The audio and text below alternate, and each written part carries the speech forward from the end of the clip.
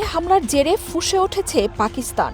কোনো উস্কানি ছাড়াই হামলা ও আয়াতুল্লাহ খামেনিকে হত্যার ঘটনায় করাচিতে আমেরিকার দূতাবাসের সামনে বিক্ষোভে নামে হাজারো মানুষ। ইরানের সমর্থনে ইসরায়েল ও আমেরিকা বিরোধী স্লোগান দিতে থাকেন তারা। এক পর্যায়ে পুলিশি বাধা অতিক্রম করে কনসুলেটে প্রবেশের চেষ্টা করেন বিক্ষোভকারীরা। এমটি খান রোডের আমেরিকার কনসুলেটে ইট পাথর ছোড়েন তারা। এ সময় পুলিশের সাথে সংঘাতে হতাহতের ঘটনা ঘটে। পরিস্থিতি নিয়ন্ত্রণে ব্যাপক বল প্রয়োগ করে আইনশৃঙ্খলা বাহিনী। টিয়ার গ্যাসের পাশাপাশি চালানো হয় গুলি। সামাজিক মাধ্যমে ছড়িয়ে পড়া ভিডিওতে দূতাবাসের ভেতরে আগুন জ্বলতে দেখা যায়। হামলা ভাঙচুরে ক্ষয়ক্ষতির দৃশ্যও উঠে এসেছে।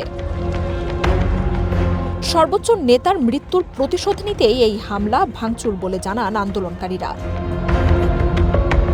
সহিংসতা দমনে এলাকাটি ঘিরে ফেলেছে পুলিশ। দূতাবাস এলাকার বেশ কয়েকটি রাস্তা বন্ধ করে দেওয়া হয়েছে। যানবাহনগুলোকে বিকল্প পথ ব্যবহারের নির্দেশনা দিয়েছে করাচি পুলিশ।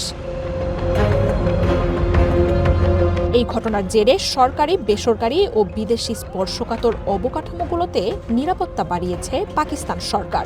শুধু করাচিই নয়, নজিরবিহীন বিক্ষোভ শুরু হয়েছে লাহোর সহ আরও শহরগুলোতে। আন্দোলনে নামছে ইসলামাবাদের বাসিন্দারাও।